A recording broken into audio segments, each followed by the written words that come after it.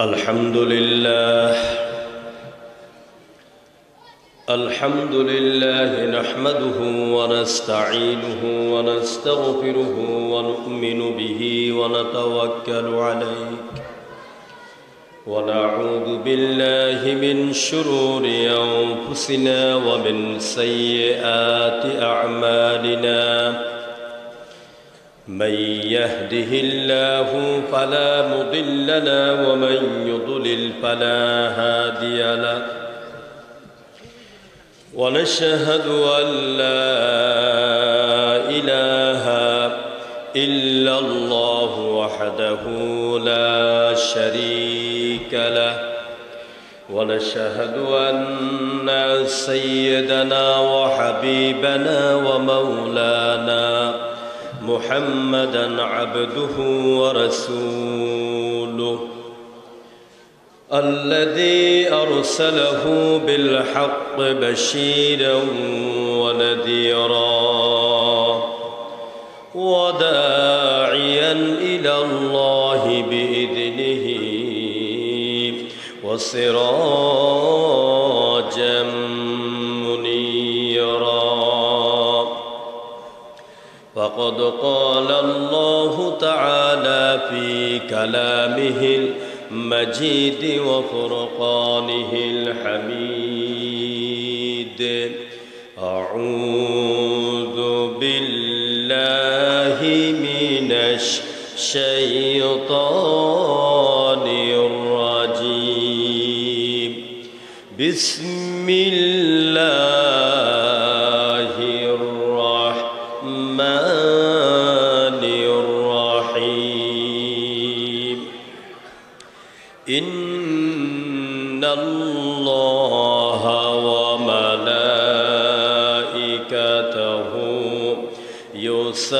يصلون على النبي يا أيها الذين آمنوا صلوا عليه وسلموا تسليما اللهم صل على سيدنا مولانا محمد وعلى آل سيدنا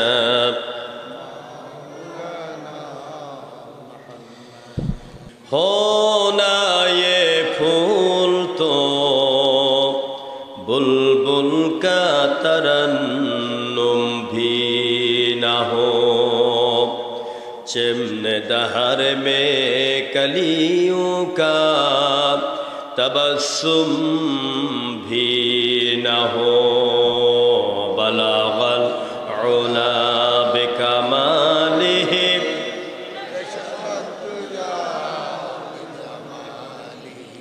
हसनत जमीउ खसालिही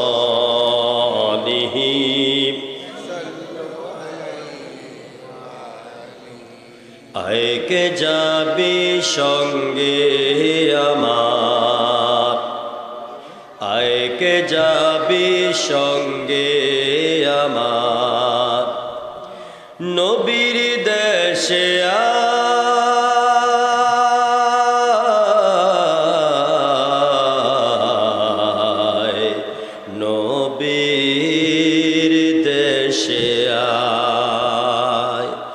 যেথা মরুর ধুলো মুক্ত হলো মরুর ধুলো মুক্ত হলো লেগে নবীর পায় বালাগাল উলা বিকামালিহি কাশাফাত তুজা বিজামালিহি حسنت جميع خصاله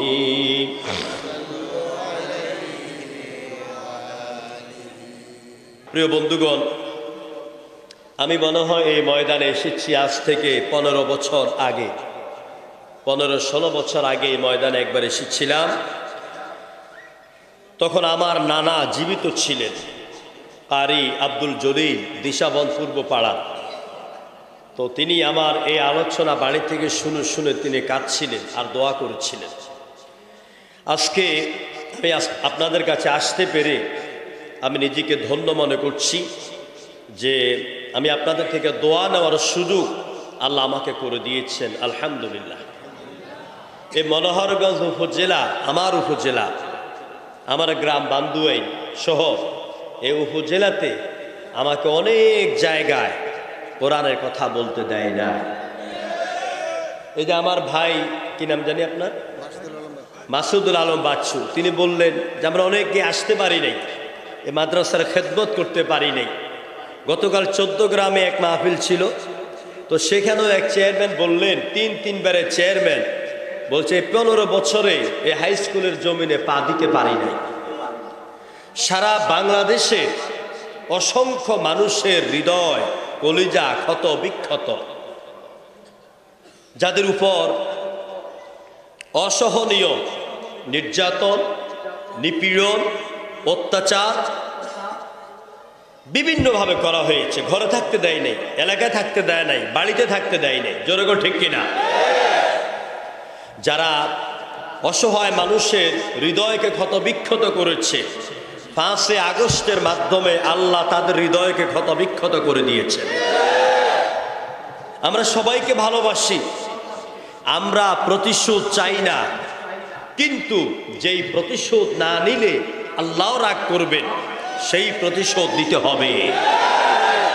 যেমন বিশ্বনবী মক্কা বিজয়ের সময় বললেন, আবু সুফিয়ান ইসলামের অনেক বড় দুশ্মন, কিন্তু আজকে আবু সুফিয়ানকে ক্ষমা করে দিয়েছি। আবু সুফিয়ানকে নয়, শুধু আবু সুফিয়ানের ঘরে যারা আশ্রয় নেবে তারাও ক্ষমাপ্রাপ্ত। কিন্তু কয়েকজনের নাম ধরে ধরে বলেছেন, উমুক তুমুক, এই সেই, যাকে পাও কল্লা ফেলে দাও। এই জন্য আমরা কলিজা ভরা ব্যথা নিয়ে আজকের এই আয়োজন করেছি, যে আল্লাহ তাআলা যে ভাইদের বোনদের রক্ত ঝরার বিনিময়ে আজকের এই ময়দানে কোরআনের মাহফিল করার এবং কথা বলার সুযোগ করে দিয়েছেন। আমরা দোয়া করি আল্লাহ পাক এই নয়া স্বাধীনতার জন্য যারা জীবন দিল, আল্লাহ তাদের কবরকে জান্নাতের বাগান বানাইয়া দাও। 1971 সালে যারা এই দেশের স্বাধীনতার জন্য জীবন দিয়েছে, আল্লাহ তাআলা দয়া করে তাদেরকে তুমি মাফ করে দাও।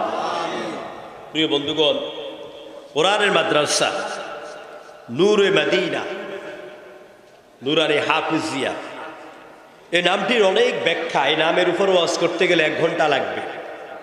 নূরে মদিনা, মদিনা মানে শহর, নূর মানে আলোকিত, আলোকিত শহর। তো নূরে মদিনা কোথায়?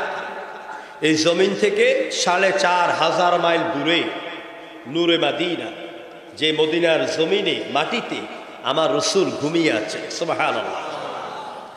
আসুন আমি এখন আপনাদের সামনে মহাগ্রন্থ আল কোরআনে কারীম থেকে যেই সূরা থেকে আলোচনা করব, ওই সূরার নামের উপর থেকে এক পর্যায়ে আপনাকে আমি কোরআন বোঝাবার চেষ্টা করব। দেখুন আল্লাহ বলছেন, সবাই আমার সাথে পড়েন, আউযু বিল্লাহি মিনাশ শাইতানির রাজীম, বিসমিল্লাহির রাহমানির রহিম, আল-ইয়াওমা আকমালতু লাকুম দীনাকুম ওয়া আতমামতু আলাইকুম নি'মাতি ওয়া রাদিতু লাকুমুল ইসলাম দীনা। আমানতু বিল্লাহ, সাদাকাল্লাহুল আযীম। সূরা আল মায়েদাহ মহাগ্রন্থ আল কোরআনে কারীমের মধ্যে রয়েছে 114টি সূরা। কয়টা সূরা ভাই? 114টি সূরা। আয়াত সংখ্যা হচ্ছে 6666টি, কম বেশ। আমি আপনাদের সামনে তেলাওয়াত করেছি এই কোরআনের 5 নম্বর সূরা, সূরা আল মায়েদাহ। এই সূরাটি নাজিল হয়েছে মদিনা আল মুনাওয়ারায়। আপনারা জানেন কোরআনে রয়েছে 2 রকম সূরা। কয় রকম সূরা? 2 রকম। একটি হচ্ছে মাদানী আর কি হচ্ছে মাক্কি। মাক্কি সূরা কাকে বলে? নবীর নবুয়ত হওয়া শুরু থেকে, নবুয়ত পাওয়া শুরু থেকে হিজরতের আগ পর্যন্ত সময়কার সূরাগুলিকে বলা হয় মাক্কি সূরা। আর হিজরতের পর থেকে ইন্তেকাল পর্যন্ত যে সূরা, যে আয়াত নাজিল হয়েছে, এগুলিকে বলা হয় মাদানী সূরা। তো এই সূরাটি হচ্ছে মাদানী সূরা। এই সূরার মধ্যে রয়েছে 112টি আয়াত, 112টি আয়াত এবং রুকু রয়েছে 16টি। এই সূরার মধ্যে যে আয়াতগুলি প্রায় নবুয়তের, রিসালাতের একদম শেষ দিকের আয়াত। আমি আপনাদের খেদমতে 3 নম্বর আয়াতে যে অংশটুকুন তেলাওয়াত করেছি, সূরা আল মাইদার 3 নম্বর আয়াতের যে অংশটুকুন তেলাওয়াত করেছি, সে অংশের অর্থ হচ্ছে এই: আল-ইয়াউমা আকমালতু লাকুম দীনাকুম। আল-ইয়াউম, আজকের দিনে আমি তোমাদের জন্য পরিপূর্ণ করে দিলাম তোমাদের জন্য তোমাদের দিনকে। যেরকম আলহামদুলিল্লাহ। কে বলতেছেন? অর্থের দিকে খেয়াল করবেন খুব ভালো করে। আজকের এই দিনে আমি তোমাদের জন্য তোমাদের দিন, এটাকে আমি পরিপূর্ণ করে দিলাম। ওয়া আতমামতু আলাইকুম নি'মাতি, আর আমার অবদান, আমার নিয়ামতকে পূর্ণতা দান করলাম। ওয়ারাদিতু লাকুমুল ইসলাম দীনা, আর আমি আল্লাহ পাক নিদারুণভাবে খুশি হয়েছি তোমাদের জন্য ইসলামকে দিন হিসাবে দিতে পেরে। জোরে করে আল্লাহু আকবার। আর জোরে করে আল্লাহু আকবার। এখানে আল্লাহ বলছেন আল ইয়াউম, এই আলিফ লাম দ্বারা আল্লাহ, এটাকে আলিফ লাম মুআররাব বিল লাম, এটার দ্বারা আল্লাহ পাক সুনির্দিষ্ট যে দিনটি কি বুঝিয়েছেন, সেই দিনটি হচ্ছে ইয়াউমুল আরাফা। কোন দিন? ইয়াউমুল আরাফা। এটা কখন? এটা জিলহজ মাসের 1 তারিখ থেকে 10 তারিখের ভিতরে 9ম দিনে, এটা হচ্ছে ইয়াউমুল আরাফা। আল্লাহ নবী লক্ষাধিক, প্রায় 1.5 লক্ষ সাহাবাই কেরামকে নিয়ে জীবনের শেষ এবং একবারই হজ করতে এলেন। সে আরাফাতের ময়দানে আমার আল্লাহ রাব্বুল আলামিন আমার নবীর উপরে এই আয়াতটা নাজিল করেন। যখন নবীজি আরাফাতের ময়দানে যে জাবালে রহমত আছে, যারা মক্কায় গিয়েছেন, এখানে কে কে আছেন? মক্কায় গেছেন? মক্কায় গিয়েছেন হজ করার জন্য কে কে আছেন? উমরা করছেন? তাও তো গেছেন, 2 জন গেছেন, আলহামদুলিল্লাহ। ওই যে আরো 2-3 জন, 4 জনের হাত পাইছে, আলহামদুলিল্লাহ। আল্লাহ যেন এই এলাকার মানুষকে বেশি বেশি করে মক্কা যাওয়ার তৌফিক দেয়। জোরে করে আমিন। আল্লাহ যেন রাসূলের রওজার পাশে দাঁড়াইয়া সালাম দেওয়ার তৌফিক দেয়। উমরাতে যখন গিয়েছেন তখন আপনাদেরকে মক্কার জিয়ারায় নিয়েছেন। আরাফাতের ময়দানে সেই জাবালে রহমতের উপরে দেখবেন সাদা একটা পিলার আছে, সাদা পিলার। এই পিলারটা হচ্ছে ঐতিহাসিক পিলার। এখানে আল্লাহ নবী দাঁড়িয়ে বক্তৃতা দিয়েছিলেন। এখানে হযরতে আদম আল্লাহর দরবারে হাত তুলে দোয়া করেছিলেন, দোয়া কবুল হয়েছে। সব নবীরা এই জায়গার মধ্যে দাঁড়িয়ে বক্তৃতা পেশ করেছেন। বিশ্বনবী আরাফাতের ময়দানে সেদিন যখন তিনি এখানে দাঁড়ালেন, আল্লাহ রাব্বুল আলামিন নবীর কাছে এই আয়াতটা নাজিল করে দিলেন। তাফসিরের ভিতরে এসেছে, এই আয়াত যখন নবীর উপরে নাজিল হয়ে যায়, নবী যেই উটের উপরে বসা ছিলেন, ওহির ভারে ওই উটটা কুজু হয়ে আস্তে আস্তে জমিনের মধ্যে লুটিয়ে পড়ে যায়। আমার ভাইয়েরা, আল্লাহ পাক বলছেন আল-ইয়াউমা আকমালতু লাকুম দীনাকুম। আল্লাহ পাক বলেন আজকের এই দিনে আমি তোমাদের জন্য আমার দিনকে পরিপূর্ণ করলাম। কিতাবের ভিতরে এসেছে এই আয়াত নাজিল হওয়ার পরে মাত্র আর 81 দিন আল্লাহ নবী দুনিয়ার মধ্যে বেঁচে ছিলেন। এই আয়াত নাজিল হওয়ার 81 দিন পরে আল্লাহ নবী জমিন থেকে বিদায় হয়ে যান। আল্লাহ পাক বলছেন দিনকে পরিপূর্ণ করলাম আর দিনের নাম দিলাম ইসলাম। দিনের নাম কি? আর জোরে বল না ভাই। আমাদের ধর্মের নাম কি? আমাদের দ্বীনের নাম কি? ইসলাম। এই ইসলাম নাম কে রেখেছেন? মুহাম্মদ সাল্লাল্লাহু আলাইহি সাল্লাম নাকি? না, কে রেখেছেন? আল্লাহ রাব্বুল আলামিন বলেন আমি পৃথিবীতে একটা সেরা ধর্ম, সর্বশ্রেষ্ঠ ধর্ম দিলাম। এই দ্বীনের নাম, এই জীবন ব্যবস্থার নাম হলো ইসলাম। ইন্নাদ-দীনা ইনদাল্লাহিল ইসলাম। আল্লাহর নিকট একমাত্র মনোনীত জীবন ব্যবস্থার নাম হলো ইসলাম। জোরে বলেন আলহামদুলিল্লাহ। ইসলাম ছাড়া পৃথিবীতে যত জীবন ব্যবস্থা আছে, যত ধর্ম আছে, কোনো ধর্ম নট অ্যাকসেপ্টেবল টু আল্লাহ। আল্লাহর নিকট কোনো ধর্ম গ্রহণযোগ্য নয়। আল্লাহর কাছে গ্রহণযোগ্য দ্বীনের নাম কি? ইসলাম। দেখুন আল্লাহ বলছেন وَمَن يَبْتَغِ غَيْرَ الْإِسْلَامِ دِينًا فَلَن يُقْبَلَ مِنْهُ। ইসলাম ছাড়া যত ধর্ম, যত জীবন ব্যবস্থা আছে, কোনোটাই আমার আল্লাহর কাছে গ্রহণযোগ্য নয়। আমার ভাইয়েরা, আল্লাহ রাব্বুল আলামিন তিনি বলছেন বান্দারে আমি তোমাদের জন্য আমার দ্বীনকে আমি পরিপূর্ণ করে দিলাম। তার মানে Islam is the complete code of life. ইসলাম হচ্ছে একটি পরিপূর্ণ জীবন ব্যবস্থা। এটা এমন দ্বীনের নাম। ইসলাম বলেন তো, ইসলাম কি? ইসলাম কি দ্বীন না ধর্ম? জোরে বলেন। এটা ভালো করে বুঝেন। এই ধারণাটা আমাদের দেশের লোকদের কাছে পরিষ্কার নয়। আমরা বলি ইসলাম ধর্ম। না, কোরআনও ধর্মীয় কিতাব নয়, ইসলামও আমার ধর্ম নয়। ধর্ম হচ্ছে হিন্দু ধর্ম, বৌদ্ধ ধর্ম, পারসিক ধর্ম, জারদাস ধর্ম, ধর্মীয় কিতাব ত্রিপিটক, বেদ, বাইবেল। কোরআন ধর্মীয় কিতাব নয়, কোরআন হচ্ছে জীবন বিধান। কোরআন কি? জীবন বিধান। আর ধর্মীয় কিতাব এক কথা নয়। এই কোরআন এটি পরিপূর্ণ কিতাব। যেমন আমি যেই সূরা থেকে, সূরা আল মায়েদা, বলেন তো সবাই কোন সূরা? সূরা আল মায়েদার 3 নম্বর আয়াত।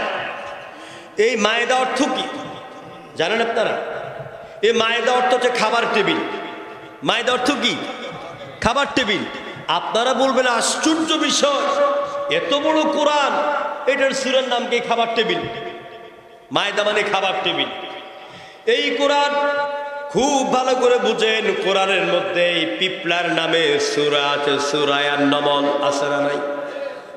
আবার পিপলা থেকে শুরু করে হাতির নামেও সূরা আছে, নাম হলো সূরাতুল ফিল। এই কোরআনের মধ্যে ঝগড়া। এই যে আপনারা বাজারে ঘাটে রাজনৈতিক মঞ্চ লইয়া যদি আমাকে নেতৃত্ব না দাও, প্রধান মেহমান না বানাও, কোরআনের মাহফিল করতে দেব না। বাংলাদেশে এরকম বর্তমানে চিত্র আপনারা দেখতেছেন নাকি দেখতেছেন না? আপনার মতন ব্যক্তিকে কোরআনের মাহফিলে প্রধান মেহমান না বানাবার কারণে আপনি যদি হট্টগোল লাগাইয়া দেন কর্মী বাহিনী দিয়া, কোরআনের মাহফিল বন্ধ হয়ে যায়। কোরআন হাতে নিয়ে কসম করে বলে যায় যে নেতৃত্ব আপনি চাচ্ছেন, আল্লাহ আপনাকে ওই নেতৃত্ব দিবে না, দিবে না, দিবে না। কারণ আপনি কোরআনের সাথে বেয়াদবি করছেন। নেতৃত্ব দেওয়ার মালিক কে? আল্লাহ। সম্মান দেওয়ার মালিক কে? আল্লাহ। ইজ্জত দেওয়ার মালিক কে? আল্লাহ। বেইজ্জত করার মালিক কে? আল্লাহ। দিনের দেখতে বাজে হেলিকপ্টার দিয়ে পালাইয়া যাওয়ার ক্ষমতা দেওয়ার মালিক কে? আল্লাহ। সুতরাং অহংকার করবেন না, তাকাব্বুরি করবেন না।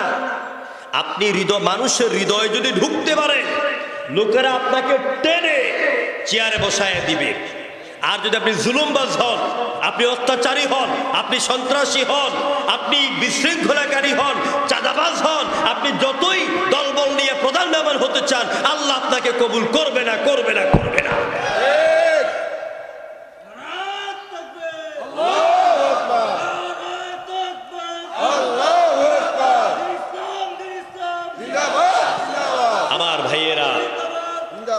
আমার ভাইয়েরা, কোরআনটাকে বুঝেন।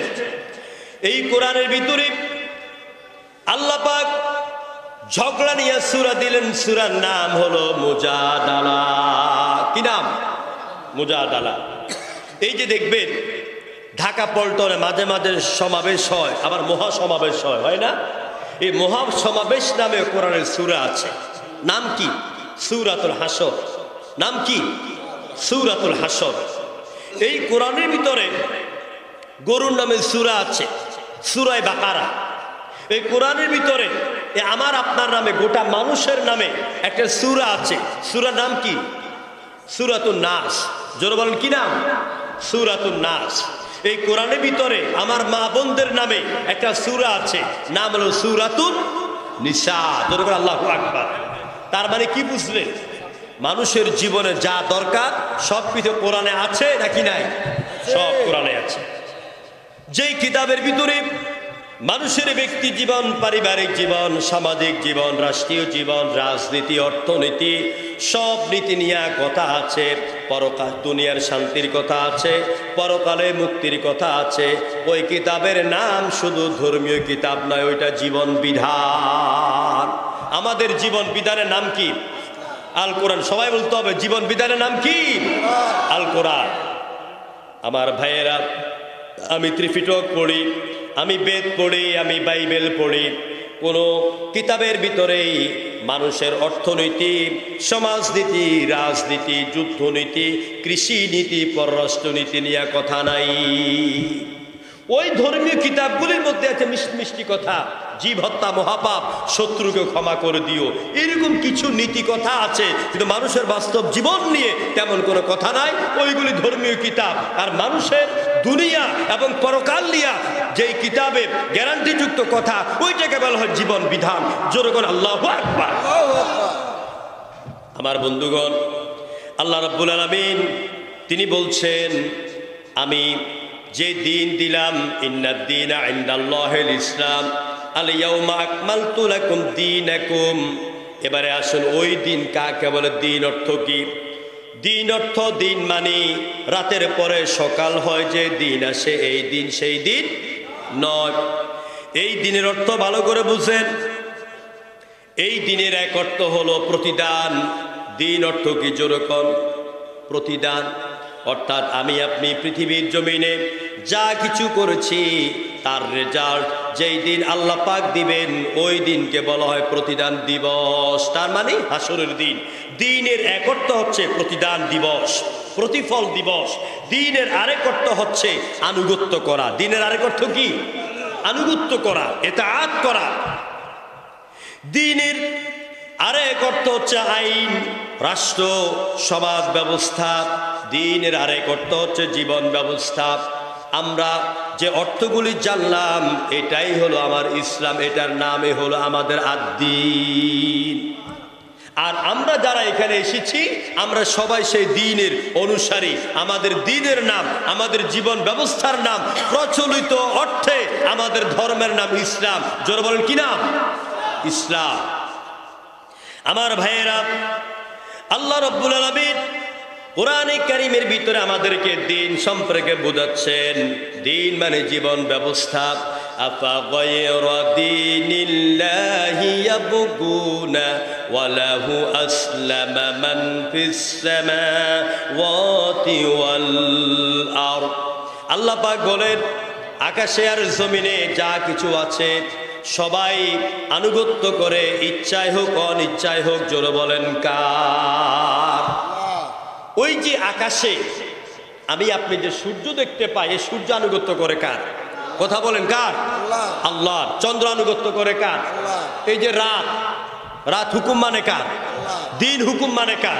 কোরআন বলছে, লাশ-শামসু ইয়ামবাগি লাহা আও তুদরিকাল কমার ওয়ালাল লাইলু সাবিকুন নাহার ওয়া কুল্লুন ফীহি ফালাকিন ইয়াসবাহুন। আল্লাহ পাক বলেন, রাত পারে না আগে যাইবার, দিনের স্থান করে অধিকার। সূর্য পারে না ধরিতে সূর্য পারে না চন্দ্রকে ধরিতে, চন্দ্র পারে না সূর্যকে ধরিতে, প্রত্যেকে চলছে নিজ নিজ গতিতে। জোরে বলেন সুবহানাল্লাহ। চন্দ্র, সূর্য, গ্রহ, নক্ষত্র, বনের বাঘ, পশু, সাপ যা কিছু আছে সবাই হুকুম মানে কার? আল্লাহ। আরো জোরে করে আনুগত্য করে কার? তাহলে দ্বীনের এক অর্থ হচ্ছে আনুগত্য করা। আমার ভাইয়েরা, দ্বীনের আরেক অর্থ হলো রাষ্ট্র ব্যবস্থা। জোরে বলেন কি? রাষ্ট্র ব্যবস্থা।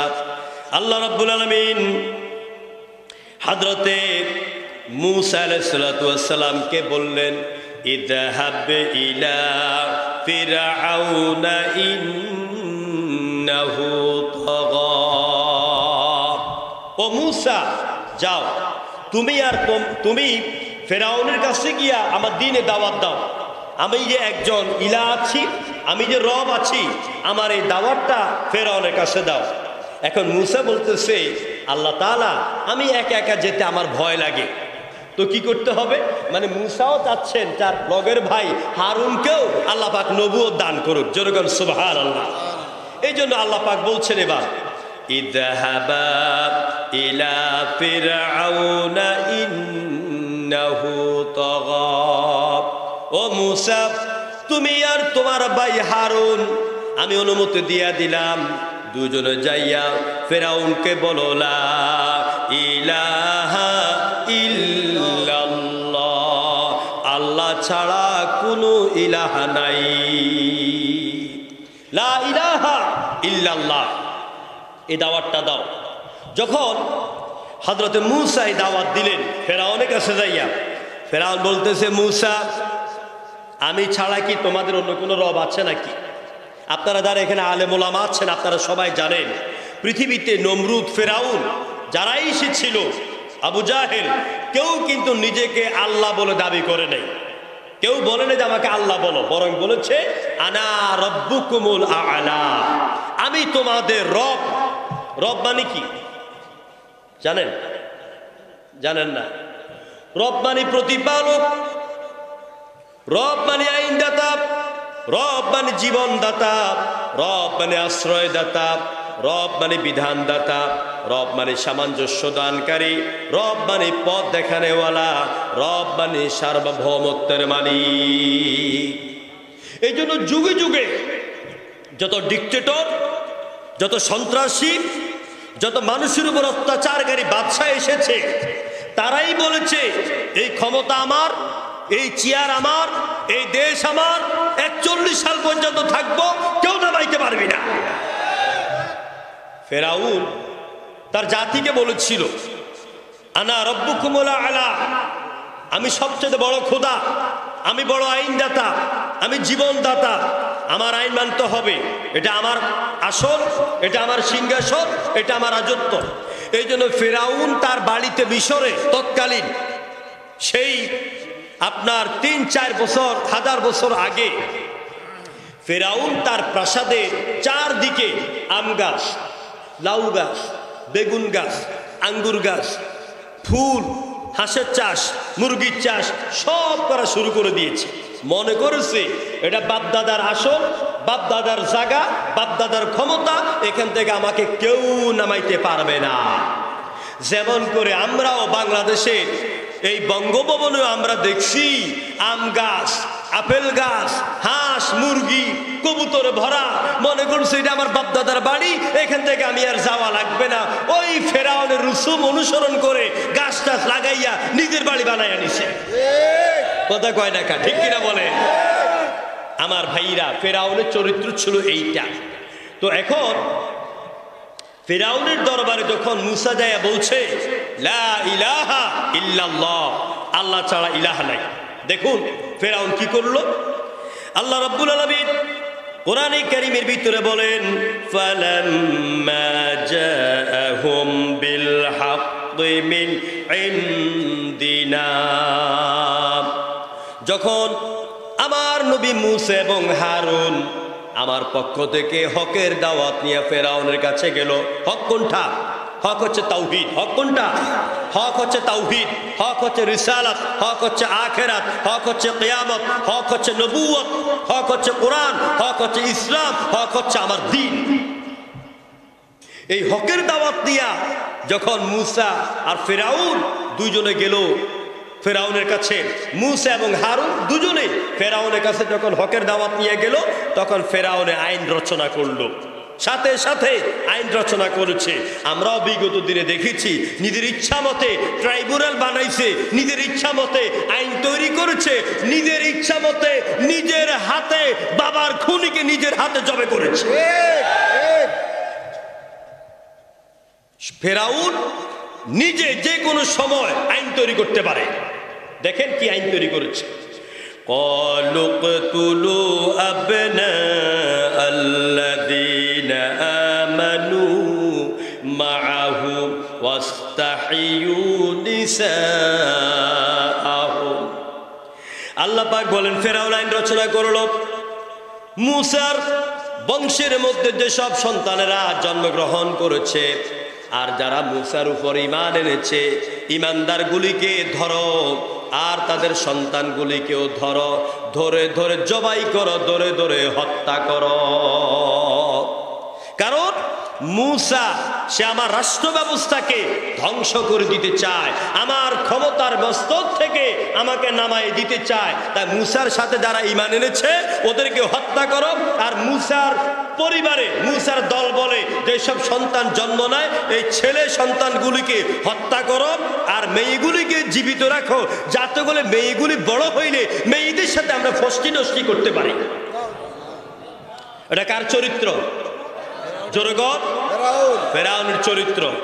বাংলাদেশে আমরা দেখেছি, বাংলাদেশের অর্থনীতিবিদ, অর্থনীতির চাকা যিনি ঘুরিয়েছেন, মীর কাসেম আলী, ইসলামী ব্যাংকের প্রতিষ্ঠাতা, বিভিন্নভাবে এই অর্থের উপকার, ওরে তো হত্যা করেছে, ওর ছেলে ব্যারিস্টার আরমানকেও গুম করে ফেলেছে। জোরগর ঠিক কিনা?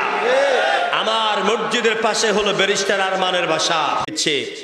যেদিন 5 আগস্টের পরে 2-1 দিন পরেই ব্যারিস্টার আরমানকে আপনার ওই যে উত্তরা দিয়াবাড়িতে ব্যারিস্টার আরমানকে রেখে গেছে নদীর পাড়ে। সেখান থেকে ব্যারিস্টার আরমান পাগলের মতন করে করে খুঁজে খুঁজে কোনো রকমে এক ইবনে সিনা হাসপাতালে উঠল। আমার ভাইরা, এদের খাসিয়ত হচ্ছে যে মূলটাকে মারবো, আন্ডা বাচ্চাকে মেরে ফেলবো, যাতে কেউ আমাদের প্রতিবাদ করতে না পারে। এটা হলো ফেরাউনের লক্ষ্য উদ্দেশ্য। দেখেন কোরআন বলছে, এটাকে আমার কথা না, কোরআনের কথা, কোরআনের কথা।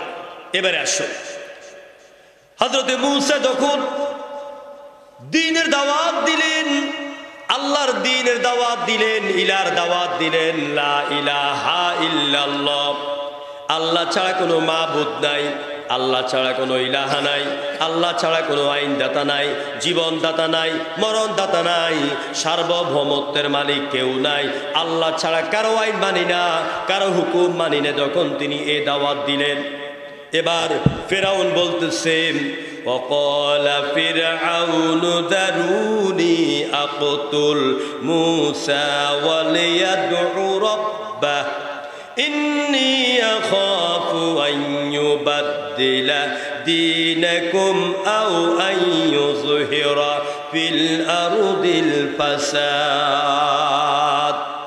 ফেরাউন বলল, জারুনি, আমাকে ছেড়ে দাও। মন্ত্রী পরিষদ একে অপরের দিকে তাকাইয়া কয়, স্যাররা ধরে রাখছে কেডা? স্যার কেন বলে আমাকে ছেড়ে দাও? স্যার কে? ফেরাউন। কথা বুঝেন না আমার মনে হয়। ফেরাউন তার মন্ত্রী পরিষদ বলছে যে ফেরাউন কিন্তু কেউ ধরে রাখে নাই, ও বলতেছে আমাকে ছেড়ে দাও। কেন?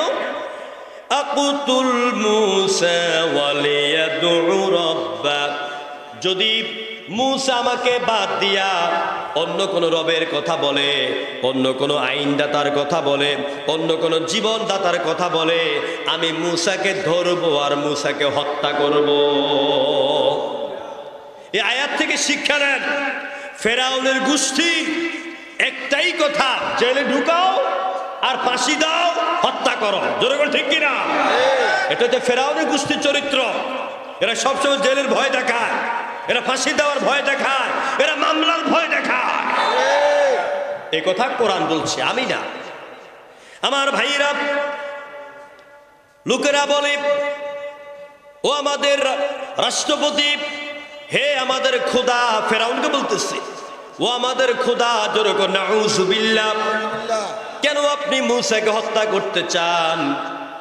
কয়, মূসা যদি তার রবকে ডাকে, আমি ছাড়া মূসার নাকি আরেক রব আছে, অথচ আনা রব্বুকুমুল আলা, আমি তো বড় রব, বড় খোদা। এবার মূসা আলাইহিস সালাতু ওয়াস সালাম তাকে বলছে, মূসা, তুমি যে রবের দাওয়াত দাও, তোমার রবের, তোমার আল্লাহর আইন যদি এই জমিনে প্রতিষ্ঠিত হয়ে যায়, তাহলে আমাদের শয়তানি চলবে না। যেরকম ঠিক কিনা? আমাদের বদমাশি চলবে না, আমাদের চাঁদাবাদি চলবে না, আমাদের নারী ধর্ষণ চলবে না, আমাদের ক্যাসিনোর ব্যবসা চলবে না, আমাদের জোর জুলুম করা, অত্যাচার করা, জমি দখল করা, রাস্তা দখল করা, অফিস দখল করা, বাজার দখল করা চলবে না। কারণ আখাফু আইয়ুবাদদিলা দীনাকুম, নিশ্চয় আমরা ভয় করি তোমরা রাষ্ট্রীয় ব্যবস্থা পরিবর্তন করে দিবে। আর কি করবে? আও আইয়ুযহিরা ফিল আরদিল ফাসাদ, জমিনের মধ্যে ঝগড়া বিবাদ লাগাই দিবে। এই জন্য এই ইলার দাওয়াত, দ্বীনের দাওয়াত যখন মূসা নিয়ে গেল, মূসার বিরুদ্ধে অ্যাকশন শুরু হয়ে গেল। আমার ভাইয়েরা, যতই দ্বীনের বিরুদ্ধে, যতই ইসলামের বিরুদ্ধে যারাই জোর করেছে, জুলুম করেছে, কোরআন আমাদেরকে বলে দিচ্ছে, এই পৃথিবীতে ইসলামের বিরুদ্ধে যতই আক্রমণ করা হোক না কেন, শেষ অবধি ইসলামের বিজয় হয়েছে এবং কিয়ামত পর্যন্ত ইসলামের বিজয় হবে। যেরকম ঠিক কিনা? ইসলামের বিজয় হোক আপনারা চান কিনা? কারা কারা চান? দুহাত তুলে আল্লাহকে দেখা। ওমা, আরো জোরে দেন তো তাকবীর।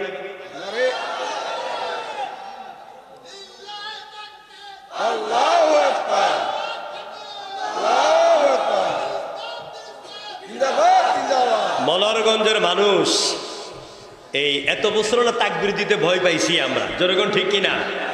আমি সিলেট উসমানীনগর এক মাহফিলে গেলাম, লোক ছিল 50,000-এর মতন। তো পাশে দিয়ে সভাপতি সাহেব আমাকে একটা স্লিপ দিলেন, দিয়ে বলতেছেন, হুজুর, নারায়ে তাকবীর আল্লাহু আকবার মিছিল দেওয়া যাবে না।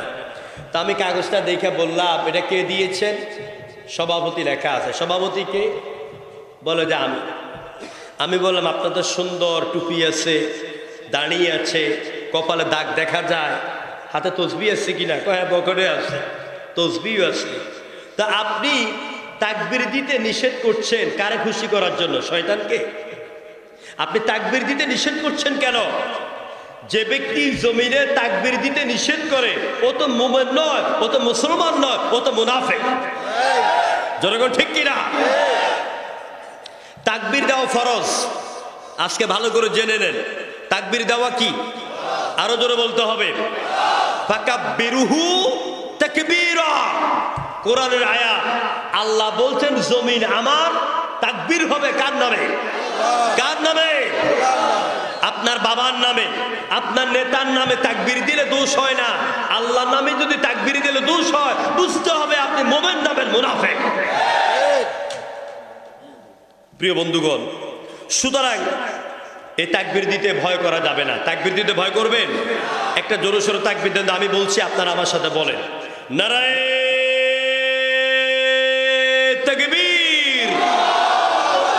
দুই হাত উঁচা করে বলতে হবে, নারায়ে তাকবীর। আল কোরআনের আলোম, আল হাদিসের আলোম, সারা বাংলায় জালোম, স্কুল কলেজে জালো, সংসদে জালো, সারা বাংলায় জালো, সব সমস্যার সমাধান আমার নেতা, তোমার নেতা। নারায়ে তাকবীর। আলহামদুলিল্লাহ কর। এই মিছিল আমাদের চলবে, এই তাকবীর আমাদের চলবে। আমাদের তাকবীরকে কেউ থামাতে পারবে না। চিল্লায় বলো ঠিক কিনা? আমার বন্ধুগণ, দেখুন এই তাকবীরের ধ্বনি আর ইসলাম আল্লাহর দ্বীন বিজয় হয়েছে কিভাবে দেখুন। ইব্রাহিমের সাথে আর নমরুদের সাথে একটা ঝগড়া লাগলো। ইব্রাহিম আল্লাহ নবী, নমরুদ হচ্ছে একটা কাফের, সারা দুনিয়াকে যিনি নিজেকে রব বলে দাবি করেছেন। কোরআনে কারীম বলছে ইদ ক্বালা ইব্রাহিম রাব্বিয়াল্লাযী ইউহয়ী ওয়া ইউমীত। হযরত ইব্রাহিম নমরুদের কাছে যখন গিয়া রবের দাওয়াত দিলেন, দ্বীনের দাওয়াত দিলেন, ইসলামের দাওয়াত দিলেন, এবার নমরুদ বলে ইব্রাহিম আমি তো রব। কয় না তুমি রব না। কয় তাহলে তুমি কোন রবের দাওয়াত দাও? কয় আমি তোমাকে সেই রবের দাওয়াত দিচ্ছি যিনি জীবন দান করেন আর যিনি মৃত্যু দান করেন। নমরুদ বলছে বেটা ইব্রাহিম আমি তো জীবন দিতে পারি, আমি তো মৃত্যু দিতে পারি। ক্বালা আনা উহয়ী ওয়া উমীত, আমি জীবন দিতে পারি, আমি মৃত্যু দিতে পারি। ইব্রাহিম বলছেন তাই নাকি? কয় হ্যাঁ। কয় তাহলে তোমার এই মন্ত্রী পরিষদ সভাসদ যারা আছে সবার সামনে জীবন আর মৃত্যু দিয়া আমার একটু দেখাও তো দেখি। চ্যালেঞ্জ ছুড়ে দিলেন ইব্রাহিম। নমরুদ বললেন কারাগারের জেলারকে বললেন জেলার দুইজন কয়েদিকে ডেকে আনো। আমি তাফসিরে ইবনে কাসির থেকে আর আল বেদায়া ওয়ান নেহায়া থেকে কথা বলছি। দুইজন কারাবন্দীকে ডেকে আনো। দুইজনকে ধরে আনলো। আনার পর নমরুদ বলছে একজনকে হত্যা করো, কল্লা ফেলে দাও, আর একজনকে একেবারে মুক্ত করে ছেড়ে দাও। একজনকে হত্যা করলো, আর একজনকে ছেড়ে দিল। এবার নমরুদ বলতেছে দেখছুন ইব্রাহিম কেমনে জীবন দিলাম, কেমনে মৃত্যু দিলাম। ইব্রাহিম আলাইহিস সালাম যেন নাকের মধ্যে রুমাল দিয়ে হাসে। কয় পাগলে কয় কি? পাগলও আবার গাছে ধরে। আপনারা কোন তো এটা কি জীবন আর মৃত্যু দেওয়া হয়েছে? হয় নাই। তো ইব্রাহিম বলছেন ঠিক আছে মেনে নিলাম যে তুমি জীবন দিছ, মৃত্যু দিছ। আচ্ছা নমরুদ তুমি কি আরেকটা কাম করতে পারবা? যেহেতু তুমি জীবন আর মৃত্যু দিতে পেরেছ, আরেকটা কাম করো। সেটা কি?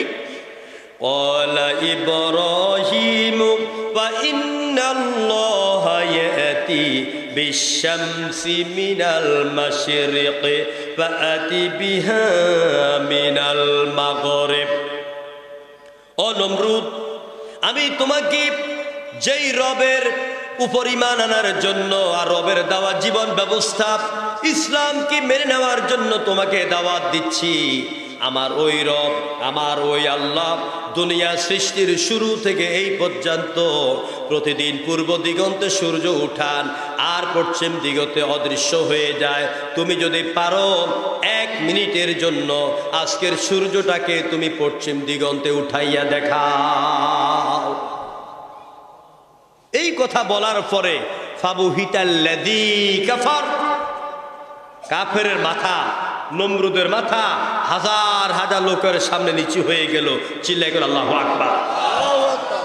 বিজয় কার হয়েছে? ইসলামের না কুফরের? কার বিজয় হয়েছে?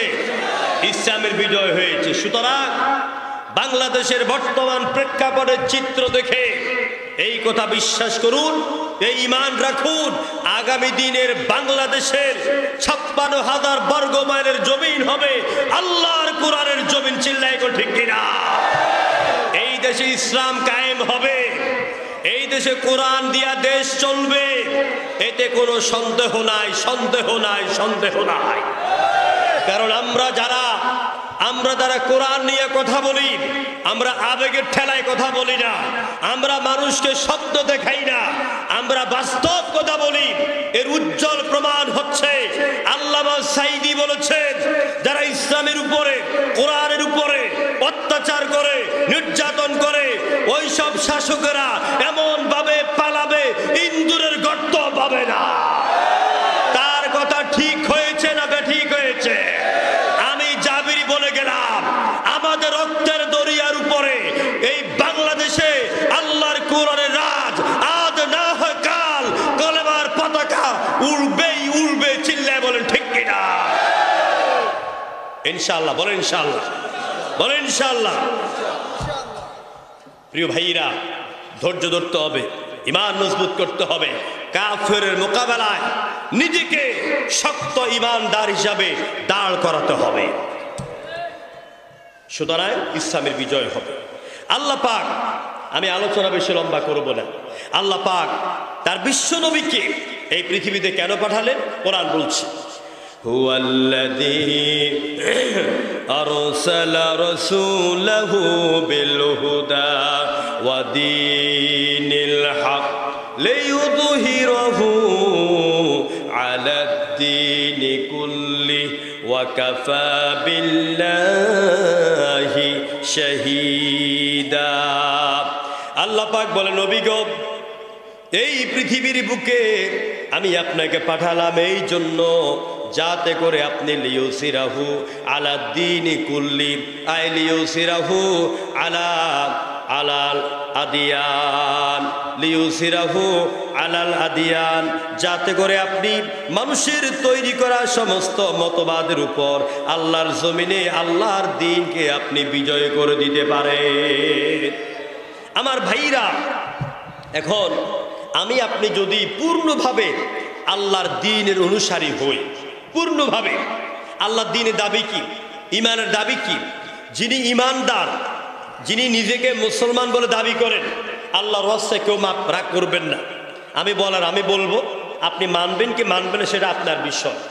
ঈমানের দাবি হচ্ছে একজন লোক যখন বলে লা ইলাহা ইল্লাল্লাহ, আল্লাহ ছাড়া আইনদাতা নাই, আল্লাহ ছাড়া জীবনদাতা নাই, আল্লাহ ছাড়া মরণদাতা নাই, আল্লাহ ছাড়া আইনদাতা কেউ নাই, আল্লাহ ছাড়া সার্বভৌমত্বের মালিক কেউ নাই, আল্লাহর হুকুম ছাড়া কারো হুকুম মানি না, আল্লাহর দেওয়া বিধান ছাড়া কারো বিধান মানি না, আল্লাহর দেওয়া অর্থনীতি ছাড়া, আল্লাহর দেওয়া ব্যাংকিং খাত ছাড়া, আল্লাহর দেওয়া রাজনীতি ছাড়া আর কারো রাজনীতি করি না, মানি না, মানব না।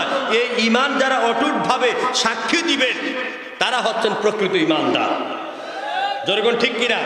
কিন্তু আপনি একদিকে আল্লাহকে রুকু করছেন, আল্লাহকে একদিকে সেজদা করছেন, আপনি একদিকে হজ করছেন, আপনি একদিকে যাকাত দিচ্ছেন, আরেকদিকে আপনি ন্যাশনালিজম, ফিউডালিজম, কমিউনিজম, সেকুলারিজম, এইসব মানব রচিত মতবাদে বিশ্বাস করেন। আপনার ঈমান নাই, আপনার ঈমান নাই, আপনার ঈমান নাই।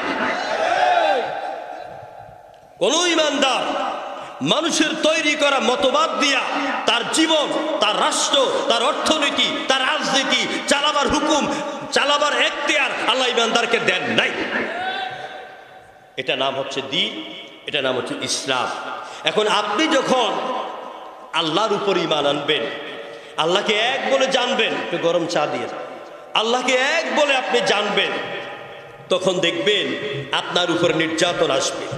এই যে বিগত দিনে আমরা পল্টন ময়দানে, কুমিল্লার ঈদগাহ ময়দানে, চট্টগ্রামে ফেরেট ময়দানে, সিলেট আলিয়া মাদ্রাসার ময়দানে, খুলনার আলিয়ার ময়দানে, রাস্তাঘাটে আমরা মানুষকে লা ইলাহা ইল্লাল্লাহর দাওয়াত ব্যাখ্যা সহকারে বুঝিয়েছি। আমাদের দেশের সাধারণ মুসলমানেরা মনে করে লা ইলাহা ইল্লাল্লাহ মানি আল্লাহ ছাড়া কোনো উপাস্য নাই, আল্লাহ ছাড়া কোনো মাবুদ নাই। যেরকম ঠিক কিনা? এর বাহিরে আর কিছু বুঝে? আর কিছু বুঝেন না। আসলে বিষয়টা এখানে সীমাবদ্ধ নয়। আমার ভাইরা, লা ইলাহা ইল্লাল্লাহ মানে শুধু উপাস্য নাই, শুধু মাবুদ নাই এটাই নয়, বরং লা ইলাহা ইলাস আল লিসানুল আরব নামক অভিধান সহ Encyclopaedia Britannica, Islamic dictionary, Islamic বিশ্বকোষ সহ বিভিন্ন কোরআনের আয়াতের অভিধান অনুযায়ী ইলা শব্দের অর্থ আইনদাতা, ইলা শব্দের অর্থ জীবন মরণদাতা, ইলা শব্দের অর্থ আশ্রয়দাতা, ইলা শব্দের অর্থ হলো আপনার সার্বভৌমত্বের মালিক। এবার আপনি মিলান লা ইলাহা ইল্লাল্লাহ, আল্লাহ ছাড়া কোনো আইনদাতা নাই। লা ইলাহা ইল্লাল্লাহ, আল্লাহ ছাড়া আমার বিপদের সময় আশ্রয়দাতা কেউ নাই। যেরকম ঠিক কিনা? আমি 2014 সালে চট্টগ্রাম লোহাগড়া চুনুতি, যারা জানেন 19 দিন ব্যাপী সিরাত মাহফিল হয়, তো সেই মাহফিলে আমাকে শেষ দিন আমাকে দাওয়াত দিয়েছিল। কিন্তু ভাগ্যক্রমে সেখানকার এমপি ছিলেন নদভী সাহেব, এখন পলাতক। নদভী সাহেবের লোকদের মধ্যে গ্রুপিং হইয়া চুনুতির ময়দানে শেষ দিন মানুষ না হলেও কমপক্ষে 5 লক্ষ মানুষ হয়, বিশাল ময়দান। আমি যখন উঠি রাতের 11টায়, তখন ছিল প্রায় 3 লক্ষের মতো মানুষ। মাগরিবে নামাজের পরে লক্ষাধিক মানুষ ছিল। সেখানে ওই এমপি নদবীকে জুতা নিক্ষেপ কেন্দ্র করে পুরা ময়দান উত্তাপ। সেখানে 3 জন মাওলানা, আমাদের নোয়াখালী মারহুম বিশিষ্ট মুফাসসির আমাদের উস্তাদ আল্লামা লুৎফুর রহমান সাহেব সহ বেহুশ হয়ে গিয়েছিলেন রাতের 10টায় জুতা নিক্ষেপের আক্রমণের ভিতরে পড়ে। আমার ভাইরা রাত 11টায় আমাকে লোহাগড়া ওআইসি হোটেল থেকে তারা নিয়ে গেলেন। 11:15 আমাকে স্টেজে বসালেন। আমি আলোচনা শুরু করেছি, আধা ঘন্টার ভিতরে গোটা ময়দান নীরব। এই ফাঁক দিয়া নদভী সাহেব বের হওয়ার চেষ্টা করলেন। চকরিয়া, লোহাগড়া, সাতকানিয়া 3 থানার পুলিশ সেখানে উপস্থিত, র্যাব উপস্থিত। কিন্তু যখনই নদভী সাহেব বের হবেন ঠিক ওই মুহূর্তে আবার জুতা নিক্ষেপ। আর পুলিশেরা যখন গুলি ছুটতেছিল তখন ওখানে নিয়ম হলো যততম মাহফিল হবে, আমার সময় ছিল 43তম মাহফিল, 2 পাশে 43 জন মুহাদ্দিস থাকেন। যখন গুলি ছোড়া শুরু হলো তখন একজন মুহাদ্দিসও আর পাশে নাই, ডানে বামে তাকায় দেখি কেউ নাই। আমি একা স্টেজে বসে আছি, আমার সামনে লক্ষ লক্ষ লোক। আমি জাবিরি আল্লাহর নামে কসম করে বলি, চট্টগ্রামের ইতিহাসে আমার এই কথা ইতিহাসের মতো লেখা আছে। আমাকে ওই সময় নাম দিয়েছে জুতা নিক্ষেপ বা গোলাগুলির সময়ের হুজুর। আমি আমার কথা অনবরত কথা চালিয়ে যাচ্ছি। আমার 2 পাশ দিয়ে 4 রাউন্ড গুলি গিয়েছে, মসজিদের গ্লাস ঝাঁঝরা হয়ে গিয়েছে। আমি জাবিরে কোরআন সামনে নিয়ে কথা বলতেছিলাম, এক মুহূর্তের জন্য আমি কোরআন কথা বন্ধ করি নাই। আমি কথাটা এই জন্য বলছি, ওই বিপদের সময় আমার গায়ে গুলি না আইসা গুলি বাহির দিয়ে গেছে। ওই বিপদের সময় আমাকে আশ্রয় দিয়েছেন কে? আরো জোরে কর। এবারে মিলা লা ইলাহা ইল্লাল্লাহ, আল্লাহ ছাড়া কোনো আশ্রয়দাতা নাই।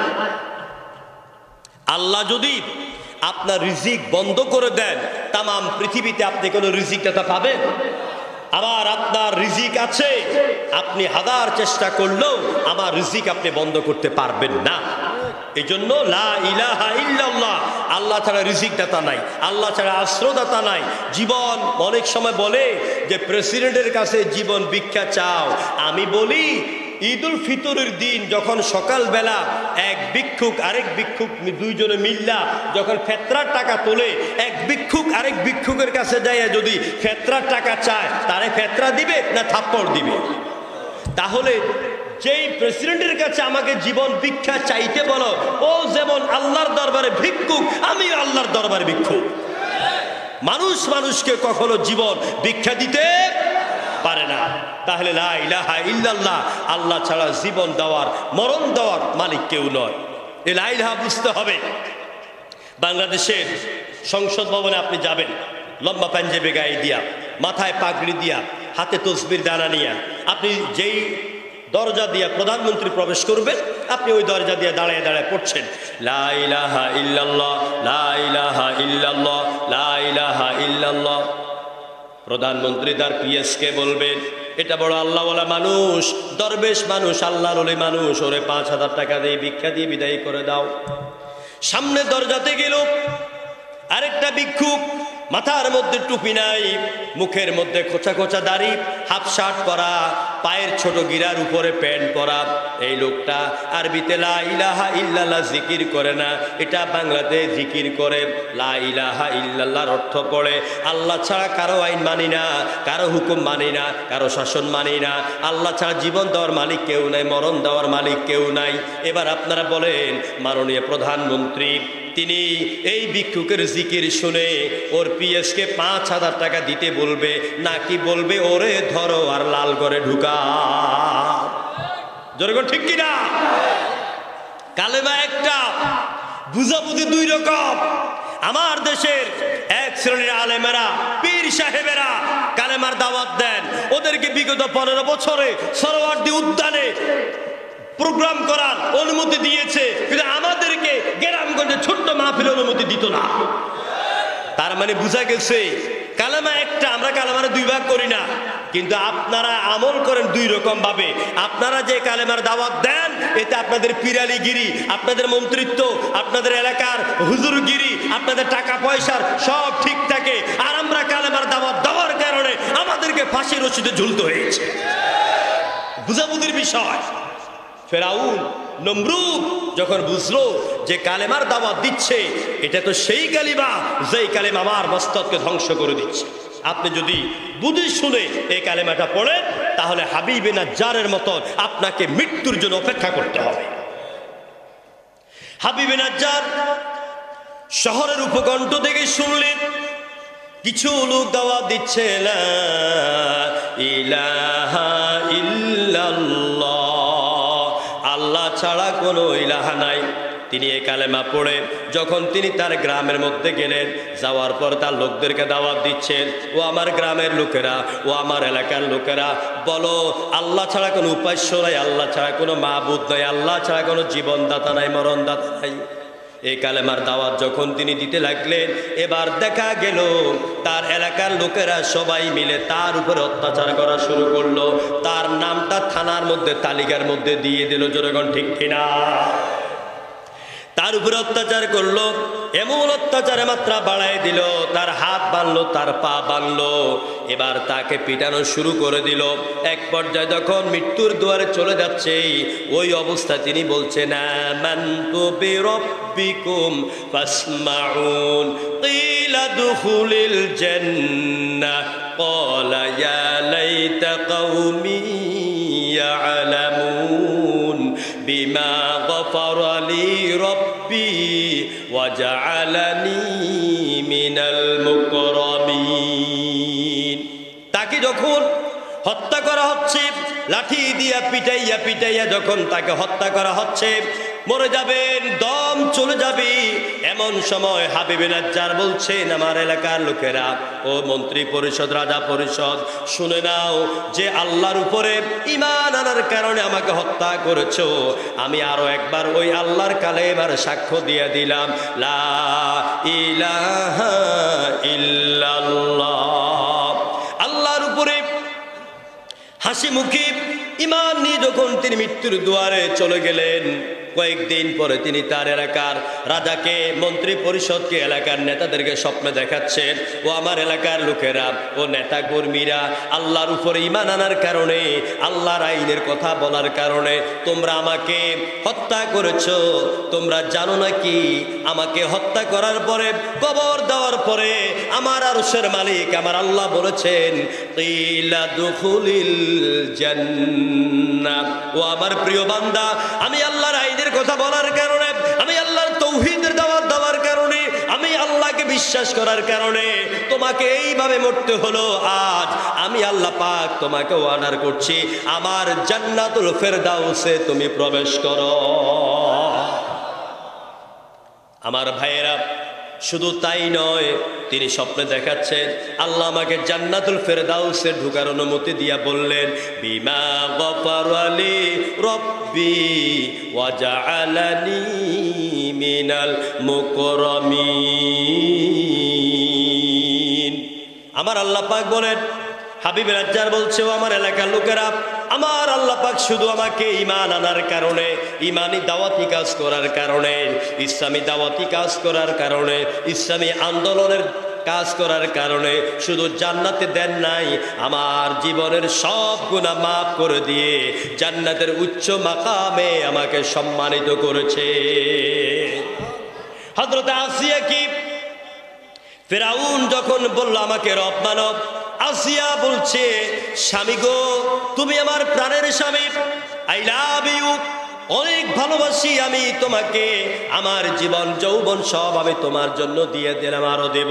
কিন্তু স্বামী গো, আমি আমার এই কলিজার মধ্যে যে আল্লাহকে জায়গা দিয়েছি, এই জায়গাটা কোনো দিন তোমার জন্য বরাদ্দ করতে পারবো না। ফেরাউন বলছে, আমাকে রব মানো, নতুবা তোমাকে শাস্তি দেব। আসিয়া বলছে, তোমার মনে যা চায় তুমি তাই করো। দুষ্ট ফেরাউন এক পর্যায়ে আসিয়া যখন স্বামীকে রব মানলো না, আসিয়ার হাত বাঁধলো, পাও বাঁধলো, চারদিকে লোকজনকে জামাত করলো, জল্লাদকে বলল, আসিয়াকে সব মানুষের সামনে দাঁড় করাইয়া তার শরীরের সকল কাপড়গুলি খুলে ফেল। নওজুবিল্লাহ কইতেন না? নিজের স্ত্রীর সব কাপড়গুলি খুলে ফেলতে বলল। হযরত আসিয়া উলঙ্গ করে ফেললো। হাত বাঁধলো, পাও বাঁধলো, শুকনো লম্বা লম্বা জিঞ্জিরা প্যারাকের উপরে কাঠের মধ্যে তাকে শোয়া দিল। এবার বলে বুকের মধ্যে বড় বড় হাতুড়ি দিয়ে আঘাত করো, পেছন দিয়া প্যারাকগুলি ঢুকে বুক দিয়ে বের হয়ে যায়। এবার ফেরাউন তার দলবল লোকেরা তাকাইয়া দেখলো আসিয়ার পিঠ দিয়া প্যারাকগুলি ঢুকে বুক দিয়ে বের হয়, কিন্তু আসিয়ার চোখ দিয়ে পানি নাই। আসিয়া আকাশের দিকে তাকাইয়া তাকাইয়া মিটি মিটি করে হাসে।